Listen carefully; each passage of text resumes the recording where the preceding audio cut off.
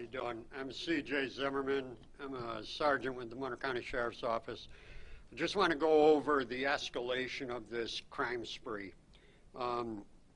It lasted 27 days, and it was a lot of coordination between the agencies. Basically, what happened was on December 31st, it all started with just the theft of a 2020 white Honda HR-V in the city. Over the following couple of weeks, a lot of low-level crimes were occurring, like shoplifting, petty larceny, all over the county in multi-jurisdictions. But this Honda HR-V kept on showing up at them. On January 15th, this crime escalated, and it was a jewelry store larceny in Henrietta. The suspects went inside the jewelry store, tried on some jewelry valued at $3,775, and then they ran out of the store. So that's a grand larceny. It's not taking it by force, but it's a grand larceny. 3 days later, this Honda HR-V showed up at a Speedway gas station in 250-441, and they stole a Nissan Rogue. Now they had 2 stolen vehicles, and this pattern started to escalate. You know, a few weeks ago they were doing low-level crimes. Now it's escalating into felony-level crimes.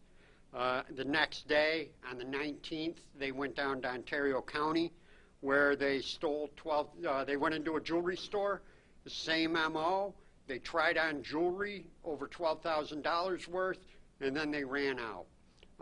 And I give a definite kudos to the Ontario County Sheriff's Office, because they're the ones that initially noticed the link between just the 2 jewelry store larcenies, and they notified Monroe County Sheriffs. A couple days later, one of the stolen vehicles was used in a larceny of a wallet in Irondequoit. And then on the 23rd of January, it took another step up. The crime pattern escalated. It escalated in the frequency. It escalated in the seriousness. And the criminals went into Grease Ridge Trends Jewelers, where they did the same thing. They tried on jewelry, ran out. The very next day, they went to K Jewelers in Webster, where they got away with over $12,000 in jewelry. Same pattern. Again, the stolen vehicles were being used. This is where, right around the 21st, 22nd, all the agencies realized we have a real pattern going here. We started communicating, coordinating, and cooperating. January 25th, this is where it took another jump up, and then it escalated into robbery. The suspects were at Charisma Jewelers in Greece, and I'll let Lieutenant Bitner talk about that a little bit further, but they took jewelry by force. And then, right after that, they went to Pittsford to the Source Jewelers, where they went in and they stole $7,200 in jewelry. This was not by force, this was a grand larceny. At this point, during the overnight hours of the 25th into the 26th, Deputy Cologne, he was doing some really good police work.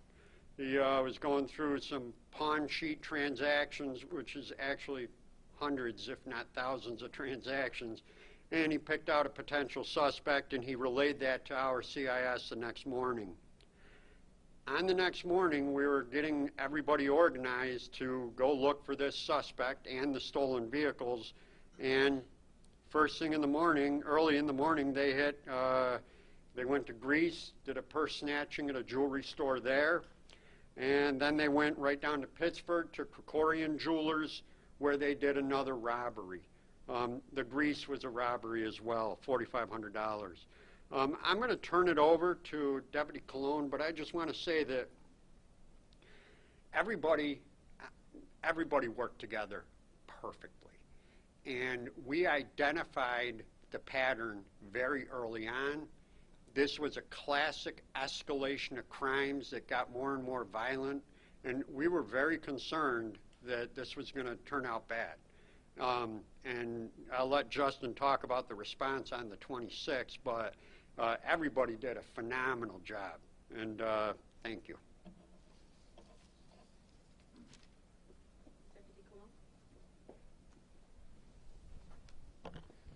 Good morning. Thanks, CJ. My name is Justin Cologne. I'm a deputy at the Sheriff's Office out of A-Zone. During the overnight hours of January 25th into January 26th, Jaquan Simpson was identified as a potential suspect in the spree of crimes that Sergeant Zimmerman referred to.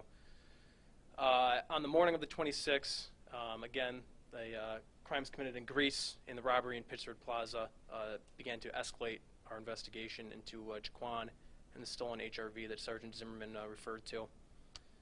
Roughly on that morning, a command operation was established at A-Zone, and roughly 15 to 20 deputies from the Sheriff's Office, along with the New York State Police and the City of Rochester, went out looking for the stolen HRV. At around 1600 hours, the stolen HRV was located in the City of Rochester, where Jaquan Simpson was taken into custody as the sole occupant of the HRV. At that point, he was turned over to the Greece Police Department for further investigation. But it was really through a coordinated effort through every agency up here that we were able to develop multiple suspects and locate the vehicle. Thank you. Thank you, Deputy Cologne. And now I'd like to call Greece Police Lieutenant Chris Bitner to the podium. Lieutenant. Yeah, I'm just going to touch a little bit on the two cases specifically that occurred within the town of Greece. But in general terms, I do want to reiterate what everyone else has said here. Some very good old-fashioned police work went on here. A lot of communication between the various agencies.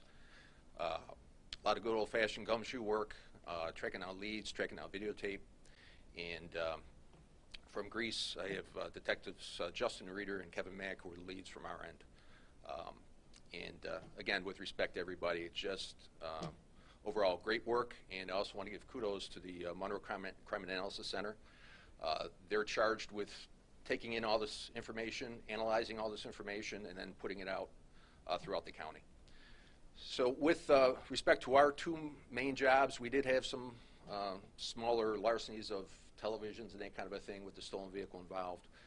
But on January 25th, three gentlemen, Mr. Walker, Mr. Simpson, and Mr. Coates, went into the Charisma Jewelry Store at 2330 West Ridge Road, asked to look at some jewelry. They were shown two rings valued at approximately $14,000.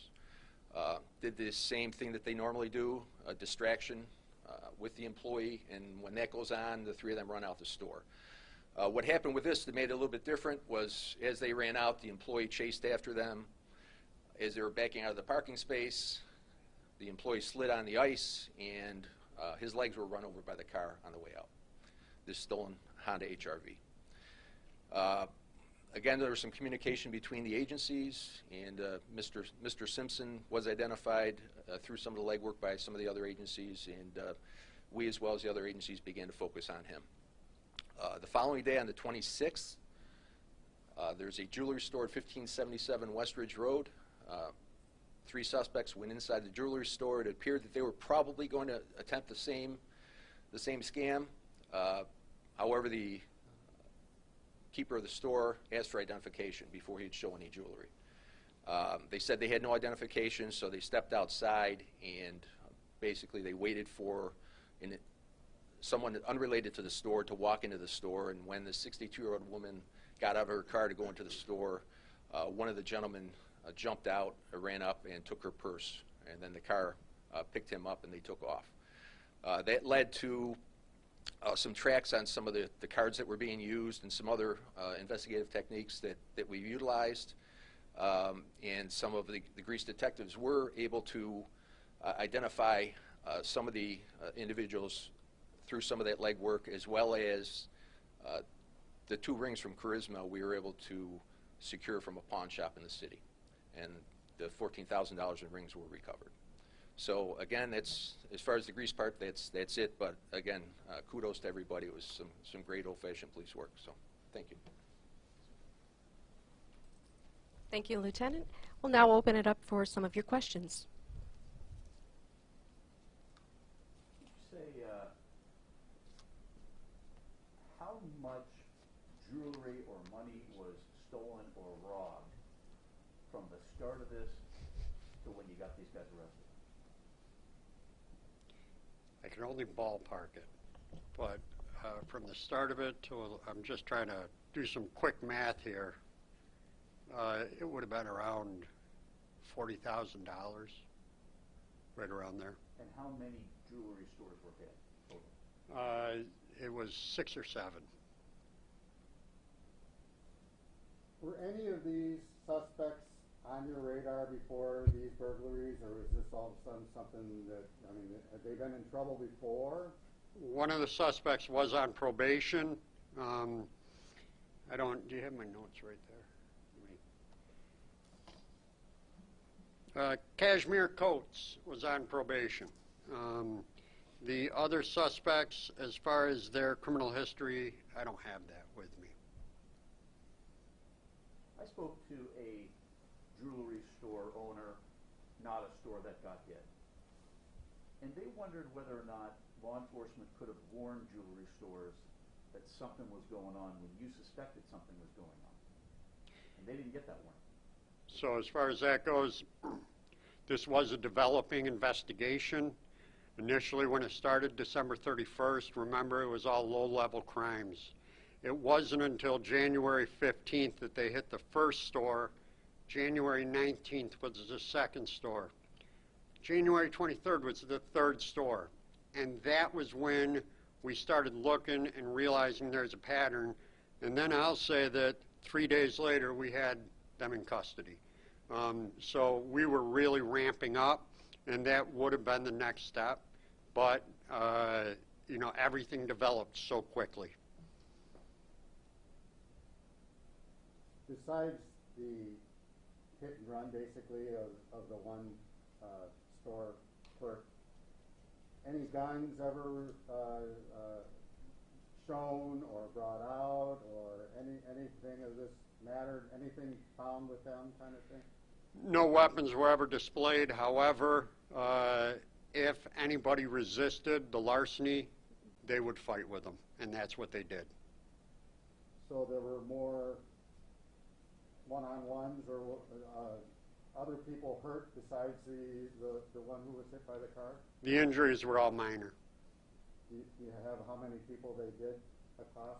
So there were a total of 3 robberies where they fought with the either the owners or management. And the one was hit by the car, and then the other 2 were minor injuries. How much of the jewelry has been recovered? I think we've recovered close to $10,000 in jewelry. I can get that answer for you, but I don't have it right here in front of me. But that leaves about 30,000 that's still out there. That would be correct, yes. Got our 14,000. What's that? We got our 14,000. Okay, this just in, 24,000 has been recovered.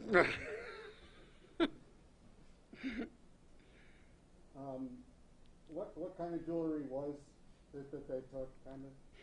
This was all gold jewelry, necklaces, and rings. Do you think they pawned all of it? A lot of it was pawned, yeah.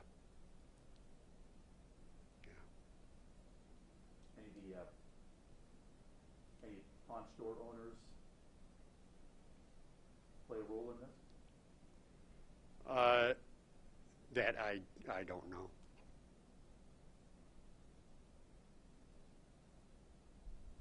You said Ontario County was also involved with this, and they were the ones that brought it to your attention that there might be a link kind of thing? Yeah, right after the second jewelry store larceny, they immediately notified. It was really good work on their part. We only had one other jewelry store larceny at that point.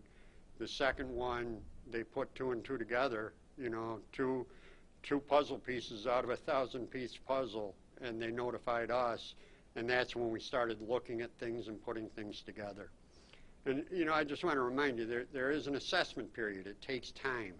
As an investigation unfolds, you can't have answers like that. Afterwards, you look back, and you think, wow, how could they not have seen that? But as the investigation's unfolding, there is an assessment. You got to take in the information, digest it, and put the puzzle pieces together. It does take time. And do you have video of every incident? I do not know if we do or not. You got it though, right? I don't know. Every jewelry store's got to have some grade A Cadillac video system. There's got to be video of these guys doing this stuff. I don't know. I wish I could, you know, I cannot answer that definitively. Got to be thankful that no more serious injuries other than the one. Oh my goodness, absolutely. We were very uneasy on the 26th when we were looking for these guys because it was escalating so fast and at such a great rate. Yeah, it was nerve-wracking. How many stores total?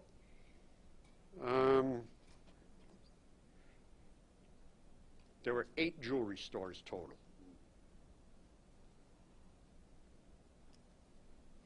Thank you. If there are no further questions, thank you again to our partnering law enforcement agencies who are with us today, and thank you for coming.